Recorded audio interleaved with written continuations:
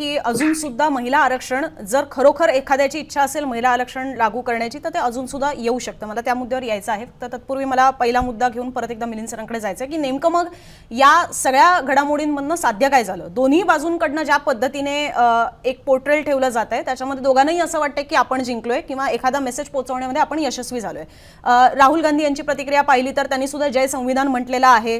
त्यांनी सुद्धा मोदींचा चेहरा तुम्ही पाहिलात का अशा पद्धतीने एक प्रकारे हिणवलेला आहे आणि ते ज्या पद्धतीने इशारा देत होते की काहीही करा पण हे विधेयक काय आम्ही संमत होऊ देणार नाही तर ते प्रत्यक्षात सुद्धा उतरताना पाहायला मिळते. त्यामुळे दिसताना असं दिसतंय की इंडिया आघाडीचा याच्यामध्ये विजय झाला.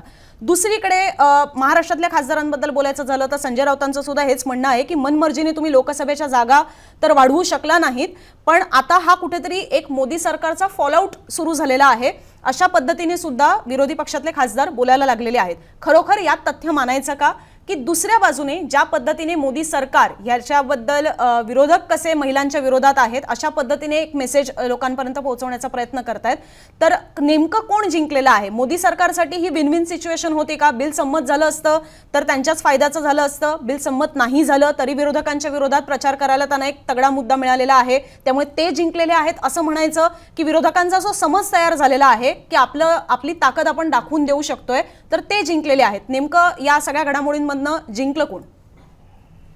नाही बघ अनुजा असं आहे की मी म्हटलं ना जिंकलं हारलं हे तर ठीक आहे म्हणजे नुकसान महिलांचं झालंय माझं स्पष्ट मत आहे.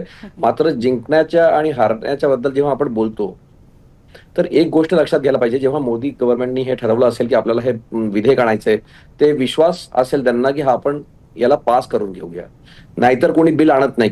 कुठलाही कायदा कुठलंही सरकार आणणार नाही की आपण हारायसाठी तो कायदा तिथे घेऊन जाणार आहोत.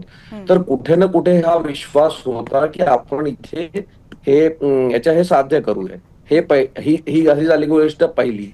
तिथे कॅल्क्युलेशन का चुकलं की त्यांनी विरोधकांना विश्वासात घेतलं नाही. जेव्हा खडगेंनी पत्र लिहिलं की आपण 29 एप्रिल नंतर करूया ते मान्य केलं नाही. आणि दुसरं याच्या मागे का केलं तर अनुजा एक लक्षात ठेवा गेल्या 12 वर्षामध्ये 10 वर्षामध्ये आपण बघितलंय मोदी गव्हर्नमेंटचं काय मॉडस ऑपरेंडी राहिलेलं आहे की लोकांना धक्का द्यायचा म्हणजे डिस्ट्रप्शन करून टाकायचं. उदाहरणार्थ डिमॉनिटायझेशन झालं काश्मीरचा 370चा निर्णय घेतला असं काय करून द्यायचं की ज्याच्यासाठी विरोधक रेडी नाहीये. तर आता जेव्हा 850 जागा होतात हे बघा आपल्याला सगळं इझी वाटतं. आज जर हा कायदा पास झाला असता 850 जागा झाल्या असत्या. मग आता त्या 850 जागा कोणाला कुठे बसवणार हे ते डिलिमिटेशन कमिशन ठरवेल. ते गोष्ट सोडा की ते बीजेपी आपल्या फेवरनी घेऊन जाईल पण एकूणच पूर्ण राजकारण जे आहे ते ढवळून निघालं असतं. आणि जर ऑपोजिशन 500 जागांवरती लढू शकत नाही तर त्या 800 जागांना लढायला कुठे तयार झाला असतात 3 वर्षामध्ये. तर मला वाटतं हे कुठे ना कुठे डिस्ट्रप्शन करण्याची जी चाल होती ती काही सक्सेस झालेली नाही असं माझं मत आहे. तर ह्याच्यामध्ये जर तुमचं साध्य करायचं होतं की आपल्याला महिला आरक्षण करायचं आहे तुम्ही सगळ्यांशी बोलला असता आणि जसं 2023 मध्ये सगळ्यांनी एका मताने पास केलं तसं झालं असतं. तुम्ही जर हेच तुमचा हेतू होता तर ते 2023 मध्येही करता आलं असतं. ते का नाही केलं तेव्हा. 2023चा जेव्हा कायदा झाला अनुजा तेव्हा सगळ्यांना माहिती होतं की 27 किंवा 26 मध्ये जेव्हाही जनगणना होणार आहे त्याच्यानंतर 2009 साली जेव्हा डिलिमिटेशन झालं होतं 5 वर्ष लागले होते डिलिमिटेशनच्या कामासाठी. म्हणजे 2027ला जर पुढच्या वर्षी जेव्हा ती जनगणना संपली एकदा त्याच्यानंतर डिलिमिटेशन म्हणजे नवीन जागा ठरवण्यासाठी किमान 31-32 उजाडेल. म्हणून आपण पहिलेच म्हणत होतो की जेव्हा महिला आरक्षण पास झालंय ते 2034 साली लागू आहे. तर तुम्ही आता जर 29ला करायला गेला होता तर either you wanted to disturb everybody disturb the politics किंवा तुमची तयारी नव्हती की हे पास कसून करून घ्यायचं. याचंच माझं असं मत आहे याच्याबद्दल. त्याच्याबद्दल एक कन्फ्युजन पण आहे आणि खरं तर ही चर्चा सुरू होण्यापूर्वी मी आणि साहिल सर त्याच्याबद्दलच बोलत होतो. तुमच्या दोघांपैकी कोणी उत्तर देऊ शकता की अजून सुद्धा म्हणजे ज्या पद्धतीने आता हा सगळा प्रचार होईल की महिलांच्या विरोधात सगळं गेलं महिला आरक्षण आता येऊ शकत नाही किंवा डिले झालं बेसिकली हा सगळा जो प्रचार सुरू झालेला आहे अजून सुद्धा स्कोप आहे का की महिला आरक्षण अजून सुद्धा लागू होऊ शकतं. ज्याच्या मनात खरोखर इच्छाशक्ती आहे ते 543 सत्ताच्या जागा आहेत त्याच्यामध्ये सुद्धा ते लागू करून घेऊ शकतात. कालच एक अधिसूचना सुद्धा निघालेली आहे ते ठरवलं तर ते विधेयक आणून त्या दृष्टीने सुद्धा की 2011च्या जनगणनेनुसार सुद्धा करता येऊ शकते. कारण त्या 2023चं जे विधेयक संमत झालेलं होतं त्याच्यामध्ये उल्लेख असा होता की हे विधेयक संमत झाल्यानंतरच्या पहिल्या जनगणनेनुसार हे आरक्षण लागू व्हावं जनगणना आणि डिलिमिटेशन नुसार. तर त्यामध्ये बदल करून ते 2011 नुसार सुद्धा एक्झिस्टिंग 543 जागांमध्ये आणता येऊ शकतं का. त्यामुळे अजून सुद्धा हा प्रचार जर होत असेल की महिलांच्या विरोधात सगळं आहे आणि महिलांना आता आरक्षण मिळू शकणार नाही 33% वगैरे वगैरे, तर खरोखर इच्छाशक्ती असेल तर अजून सुद्धा 543 जागांवर हे महिला आरक्षण लागू होऊ शकतं का? नाही, एक मिनिट, आपण ना कन्फ्युजन त्याच्यामध्ये थोडंसं होऊ शकतं लोकांचं. 2023चं जे विधेयक पास झालं ना, त्याच्यामध्ये तू म्हणालीस त्या पद्धतीने उल्लेख होता की हे विधेयक पास झाल्यानंतर जी पहिली जनगणना होईल त्याच्या रिझल्टनुसार जे डिलिमिटेशन होईल त्याच्यानंतर ते महिला आरक्षण लागू होणार, ज्याचा मगाशी मिलिंदजींनी उल्लेख केला. सो बेसिकली जर पहिलं जे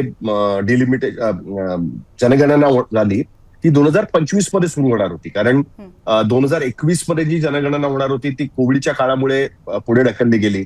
मग त्याच्यामध्ये जाती जनगणना व्हायला पाहिजे, जातीचा कॉलम असला पाहिजे, यावरनं मोठ्या प्रमाणामध्ये चर्चा झाली आणि शेवटी 2025 मध्ये त्याचे आदेश निघाले आणि ती जनगणना संपेपर्यंत 2027 उजाडणार होता आणि त्याच्या पुढच्या अजून 2-3 वर्ष लागली असती डिलिमिटेशन व्हायला. सो जसं मिलिंदजी म्हणाले त्या पद्धतीने 2034 मध्ये कुठे जाऊन ते महिला आरक्षण लागू झालं असतं. म्हणजे एक अख्खी टर्म 2029 ची गेली असती, पॉलिटिकल डिस्ट्रप्शन झालं नसतं आणि त्या उद्देशाने कुठेतरी ते विधेयक मंजूर करण्यात आलेलं होतं विरोधकांकडनं सुद्धा. आता जी अधिसूचना काढलेली होती, काही मला वाटतं की काल त्या अधिसूचनेचा ची बातमी आलेली होती. ती अधिसूचना अशा करता काढावी लागली कारण जोपर्यंत ती जुनी अधिसूचना तुम्ही लागू करत नाही तोपर्यंत त्याच्यामध्ये तुम्ही अमेंडमेंट सुचवताय त्याची चर्चा करता येणार नाही. आणि तीच अमेंडमेंट होती ज्याचा तू उल्लेख करतेस की 2011च्या जनगणनेनुसार करता येईल का म्हणून. पण 2011च्या जनगणनेनुसार करायचं असेल तरी सुद्धा डिलिमिटेशन व्हायला लागेल, कारण मुळात डिलिमिटेशन हे जनगणनेबरोबर जोडलं गेलेलं आहे. करण्याची मागणी होती ना विरोधकांची. नाही, पण मुद्दा तोच आहे ना की डिलिमिटेशनचा अर्थ असा नाही की संख्या वाढतेच प्रत्येक वेळेस. जे 2002 मध्ये डिलिमिटेशन बद्दलचा जो निर्णय झालेला होता, जो फायनली 2007 मध्ये पूर्ण झाला आणि मग कोर्टाकडनं सांगण्यात आलं की तुम्ही हे लागू का करत नाहीयेत, म्हणून तो शेवटी 2009 मध्ये लागू करण्यात आला. त्यावेळेस लोकसभेतल्या सदस्यांची संख्या बदलण्यात आली नव्हती. त्यामुळे ही अधिसूचना सुद्धा जर लागू करायची असेल तर ती अधिसूचना काय आहे की जनगणना संपल्यानंतर डिलिमिटेशन होईल, डिलिमिटेशन संपल्यानंतर महिला आरक्षण लागू होईल. सो 2034 मध्ये अजूनही लागू होऊ शकतं. तो मुद्दा नाहीच आहे त्याच्यामध्ये. मुद्दा असा आहे की जे सरकारला 2029 मध्येच डिस्ट्रप्शन करायचं होतं with women reservation, with delimitation, with number of लोकसभाच्या सीट्स 850 पर्यंत घेऊन जाणं, हे डिस्ट्रप्शन विरोधकांना नको होतं आणि ते डिस्ट्रप्शन त्यांनी हे बिल डिफीट करून थांबवलेलं आपल्याला त्याच्यामध्ये बघायला मिळते. त्यामुळे या महिला आरक्षण आताच्या परिस्थितीत लागू होईल याची शक्यता तर जवळपास मावळलेली आहे. 543 संख्येमध्ये एक्झिस्टिंग पॉलिटिकल सिस्टम डिस्टर्ब करणं जसं विरोधकांना शक्य होणार नव्हतं तसंच ते सरकारलाही शक्य होणार नाहीये, सरकारी पक्षाला सुद्धा. म्हणजे जर असा कोणी विचार करत असेल की भाजप उद्या म्हणेल की ठीक आहे आपण 543 मध्येच डिलिमिटेशन करू आणि महिला आरक्षण लावू आणि 33% जागा रिझर्व्ह करू, तर त्याची शक्यता नाहीये. त्यांना तेव्हाही हेच पाहिजे होतं की संख्या वाढेल, लोकसभेची स्ट्रेंथ वाढेल, त्याच्यानंतरच आपण करूया. तू आकडे पण बघ ना त्यांनी किती इंटरेस्टिंग ठेवलेले आहेत. 815-16चा जो आकडा आहे तो एक्झॅक्टली 33% 543 पेक्षा जास्त, म्हणजे एक्झॅक्टली तेवढी संख्या त्यांनी वाढवून ठेवलेली आहे त्याच्यामध्ये आणि त्याच्यामुळे मग 33% आरक्षण लागू करायचं. सो प्लॅन बेसिकली जोपर्यंत संख्या वाढत नाही तोपर्यंत आरक्षण लागू करायचं नाही याच्याबद्दल सगळ्या पक्षांचं एकमत दिसतंय. पण ते संख्या कधी वाढवायची याच्याबद्दल दुमत आहे कुठेतरी आणि ते दुमत ते अशा करताय कारण विरोधकांना लगेच 2029 मध्ये ते नकोय. जे मिलिंदजी म्हणत होते की 543 जागाच एकत्रितपणे लढवताना नाके नऊ येतात, 815 आणि 850 लढवायची पाळी आली तर केवढी भांडणं होतील याचा विचार करतो. म्हणजे महाराष्ट्रामध्ये 48 जागांचं डिस्ट्रीब्युशन करताना सांगलीच्या जागेवरनं वाद झालाच शेवटी. हेच विचार कर 74 जागांचं जर हे करायचं असेल आणि महाविकास आघाडी अस्तित्वात असेल त्यावेळेस तर किती भांडणं होऊ शकतात. तर हे विरोधकांना 2029 साठी टाळायचं होतं हे दिसतंय आपल्याला. त्याच्या संविधानामध्ये एक सूत्र घालून दिलेलं आहे की दर 10 वर्षांनी सेन्ससच्या आधारावरती डिलिमिटेशन.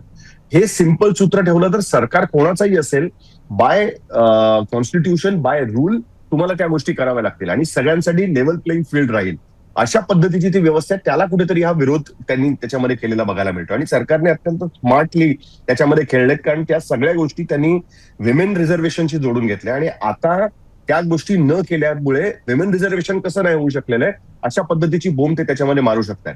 आणि एक फक्त मला लाईन त्याच्यामध्ये ऍड करायची आहे, कदाचित मिलिंदजी त्याच्यामध्ये अजून गोष्टी सांगू शकतात.